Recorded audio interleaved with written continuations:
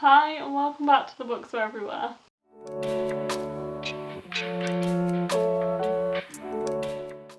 So today I'm going to be talking about my anticipated releases for the months of May and June. I kind of messed up doing quarters when I filmed from January to April instead of January to March. So now we're going to be doing May and June, and then we'll be back to a quarterly schedule hopefully. But it's okay because I definitely have enough books to talk about in the months of May and June. I think I have about 10 books in this list that I'm going to talk to you about. And yeah, we're going to just talk about those books and why I'm excited for them. So the first one on this list is Roundbreaker by Victoria Aveyard. I've actually only just finished the Red Queen series, and although I did enjoy it quite a lot, I do feel like Victoria has a little bit more to give, and that is what I'm hoping for with Roundbreaker. I think I have the Waterstones edition pre-ordered, which I'm really excited for as it has beautiful red sprayed pages, and honestly this one does sound really good. So this is set in Elward, which I think is a completely different universe to Red Queen, but it is centred around somebody called Corianne, which did really confuse me because someone in Red Queen is definitely called Corianne. But basically, Corianne discovers the truth. She is the last of an ancient lineage, and it all falls on her to save the world from darkness. Now, in a sense, this does sound similar to Red Queen, but what I really like about the sound of this book is that it covers a kind of found family. So it says that she won't be alone in saving the world from the darkness that is growing in their world, and she is joined by a band of unlikely companions. So there is the squire, forced to choose from home and honour, an immortal who is avenging a broken promise, an assassin who is exiled and bloodthirsty, an ancient sorceress whose riddles hide an eerie foresight, a forger with a secret past, and a bounty hunter with a score to settle. So together they apparently stand against a vicious component who is invincible and determined to burn all of the kingdoms to ash. I really like the sound of this because I absolutely love books that have kind of a found family element to them, and this one definitely sounds like it does, so I'm very excited for that one. And hopefully Victoria Aveyard will be up there for what I expected of Red Queen. I did really enjoy that series. I think it kind of fell between a 3.5 and a 4-star for me in the end, and Red Queen was probably my favourite book in the series, so that does bode well for Roundbreaker being a new favourite as well. So this one is published on May 4th in the UK. And the next one is Heartstopper Volume 4 by Alice Oseman, and this one comes out on May 13th. So this whole series covers Nick and Charlie, who are boyfriends in high school. Now this might just sound like a fluffy contemporary, but it is really not. Alice has never shied away from talking about some really important topics, especially because they are both gay, and there's a lot of discussions of obviously coming out and dealing with that, especially in high school, but there is also a lot of discussions about very important topics like eating disorders and depression and anxiety, and what happens in a relationship when one of them is getting ready to go off to university and the other is staying behind for another year. So there is a lot of difficult discussions throughout the Heartstopper series and in the most recently published novellas Nick and Charlie and This Winter. I really love this series, and I will definitely be reading this one as soon as it comes out in just a few weeks' time. And the next one is Some Girls Do by Jennifer Duggan. This one doesn't seem to have a big release in the UK, but the release date is May 18th apparently, and hopefully I will be able to get a copy of this one because I think it is more of a wider American release than in this country. So this is written by the same author as Hot Dog Girl, which I actually haven't read yet but did sound good when it came out. This is another, I think Hot Dog Girl is also a YA contemporary queer romance, but this one is definitely a YA contemporary queer romance, and this is about an openly gay track star who falls for a closeted bisexual beauty queen who also loves fixing up her old car. I really like the concept of this, and it sounds very similar to autobiography and Georgia Peaches and Other Forbidden Fruit, which I have both recently read. So this is about Morgan and Ruby. So Morgan, as I said, is a track athlete and is forced to transfer high schools late in her senior year because the Catholic school that she attends basically find out that she is gay and decide that that is against their code of conduct. So when she moves schools, she meets Ruby, who is a bisexual beauty queen who also loves fixing up her 1974 Torino.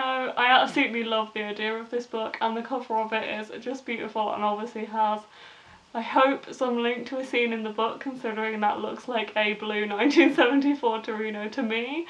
So I'm very, very excited for this one, and hopefully I can get my hands on a copy in the UK. And the next one is Pumpkin by Julie Murphy. So this is a companion novel to Dumpling and joins Pudding as another companion novel to that book. So this centres around Waylon, who is an openly gay boy whose audition for a drag TV show gets sent around the school, and basically because of that he is dared to be the prom queen, or to run for prom queen, is nominated for that, and also his twin sister's girlfriend receives a joke nomination for prom king. Now what happens then is that they decide to run for prom queen and king together in this kind of gender role reversal thing, and this sounds brilliantly gay and just fabulous. I can't wait to read this one. I love the idea of it including drag. I really have discovered a very niche genre of books that look at drag, and honestly they are just so much fun. I would highly recommend Boy Queen by George Lester if you are looking for a book about drag, because that was just a lot of fun. And yeah, I definitely am very looking forward to this one, even though I haven't read Pudding yet, and I love the covers for these books. So this one comes out on the 27th of May in the UK. The next one also comes out on the 27th of May, and that is Hani and Ishu's Guide to Fake Dating. So if you couldn't tell from the title, this is about two Bengali girls, who fall in love, maybe? So they start developing real feelings for each other once they start fake dating. So Hani is a very popular girl in her school, and then she comes out to her friends as bisexual, and because of that her friendship group kind of start questioning her and pushing her away, kind of saying she can't be bi because she's only dated guys and things like that. So she decides to say that she's dating a girl. I presume this is very much on the in the moment thing. So she says she is dating a girl called Ishu, who they are not really a fan of in their friendship group. So Ishu is the polar opposite of Hani. She's an academic overachiever and she wants to become head girl, but she's not very popular. So she decides that there's a mutual beneficial thing that can happen. If she dates Hani, she can become more popular and can maybe run a chance of being elected as head girl, but then they develop feelings for each other. So this sounds very much like a gay version of To All the Boys I Loved Before in a sense, and I'm very here for it. I'm very excited for this one, and also the cover is really, really cute, and that is coming out on the 27th as well. And the next book comes out on the 1st of June, and this one is The Ghosts We Keep by Mason Deaver. I read I Wish You All the Best by Mason Deaver last year, and I absolutely loved it so much. It's such a beautiful book. This one sounds like a very, very different book, but I am very excited for it because I absolutely love Mason's writing, and this says perfect for fans of Adam Silvera, and as we all know, Adam Silvera writes very, very sad things, and I've heard from what Mason said about this book that this book is also going to be very sad, and the first line in this synopsis is that when Liam Cooper's older brother Ethan is killed in a hit and run accident, Liam has to not only learn to face the world without one of the people he loved the most, but also face the fading relationship with his two best friends. So then he is starting to feel really, really isolated and alone, and finds themselves sharing time with Marcus, who is Ethan's best friend. So this does sound like a very, very emotional book, and I am very excited to read it, even though I know it is probably going to absolutely break my heart. So the last line in the synopsis says this book is about grief, but it's also about why we live, why we have to keep moving on, and why we should. And if that doesn't tell you how poetic Mason's writing is, I don't know what will, so I'm very excited for this one, and that comes out on June 1st. And the next book is also expected to publish on June 1st, and that is Trouble Girls by Julia Lynn Rubin. I also don't think this one has a big release in the UK, but hopefully I'll be able to get hold of a copy. I really saw the cover for this one on Twitter and absolutely loved it. And it just drew me in immediately. So this sounds like it's a queer, lesbian, contemporary romance thriller.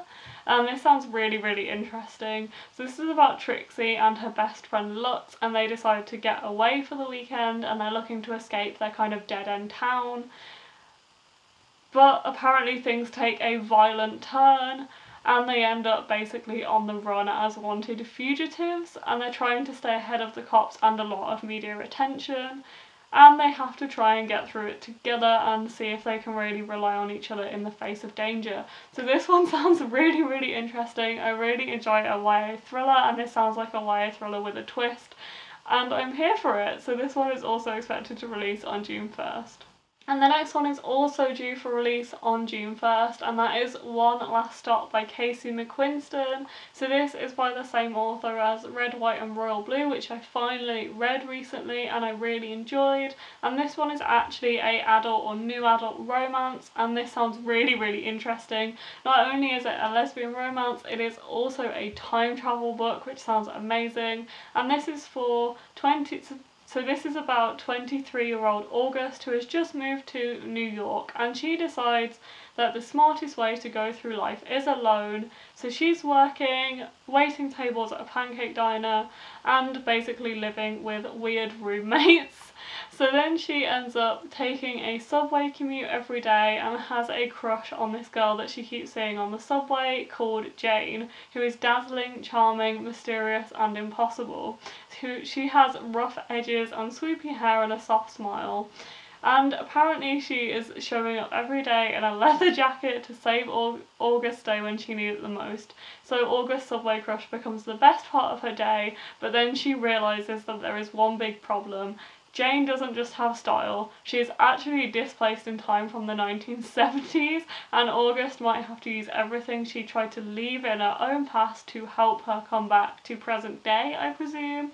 This sounds like, again, a contemporary love story with a twist, which I absolutely love from contemporaries and is what I look for in contemporaries now, and I'm very excited to read this one. It also has a really, really beautiful cover as well. And the next one on this list I actually have a copy of, and that is Don't Breathe a Word by Jordan Taylor. I'm very, very excited for this one. I recently got sent this proof copy from Harper 360, so thank you Harper for this copy. And this sounds really, really interesting. So this is by the author of Truly Devious, which I haven't actually read, but I'm very excited to read this book. So this is about two girls, Eva and Connie, I think. So Eva lives in what I believe is present day, and she is going to a boarding school and she doesn't really feel like she fits in this boarding school, but then she gets an invite to join the Fives, which is an elite secret society which she jumps at the opportunity to join. Apparently the Fives are more about having the best parties and special privileges at school, and they are also responsible for keeping some of the boarding school's biggest secrets. So this also follows Connie, who is set in 1962 in the same boarding school. So Connie volunteers to be one of the 6 students to participate in testing the boarding school's nuclear fallout shelter, because she doesn't want to pass up on the opportunity to spend 4 days locked in with the school's golden boy. So this is about the two girl stories that are separated by 60 years, and it is following Eva as she unravels the mystery of the nuclear fallout shelter that Connie was a part of, and is trying to find out that when 6 students went into that fallout shelter 60 years ago, why did only 5 come out? This one sounds super interesting and I'm really, really excited to read it. So this one is due out for release on the 24th of June in the UK.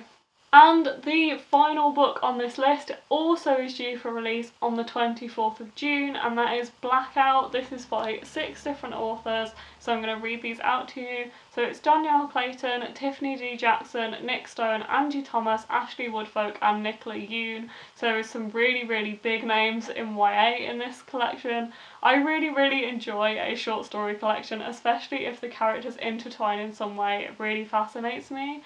So as this says, it is some of YA's biggest authors and it's following their characters' stories, and they are all black teens, I think.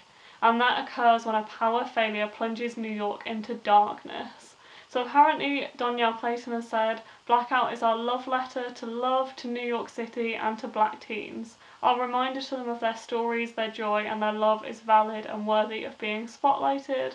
So this sounds really interesting and is basically about 13 teenagers who are caught up in a blackout in New York City, and I really love the idea of this being set over like one night or one day when this is plunged into darkness, and that all of their stories might be intertwined. So I'm very excited for this one. I would also check out the Waterstones edition as it has some really beautiful sprayed edges, so I would definitely check that out. So that one also comes out on the 24th of June.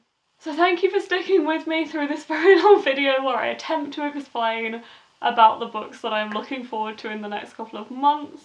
I'm going to have to sort my list out a bit because some of them I have completely different dates down for than what Waterstone says, so I don't know if they've changed by a month or so, but there will definitely be another video in June that will talk about the books I'm excited for July, August and September, and then I'll have one for October, November and December later in the year. So I'm very excited for those videos and I hope you are too. I'm also really excited for all of the books that I mentioned in this video. Thank you so much for watching this. I really hope you enjoyed it. Please give it a thumbs up if you did and comment down below if you're excited for these books or if you have a release that you're particularly excited for in the next couple of months. And subscribe to the channel if you want to see more videos like this. I'll see you next time. Bye!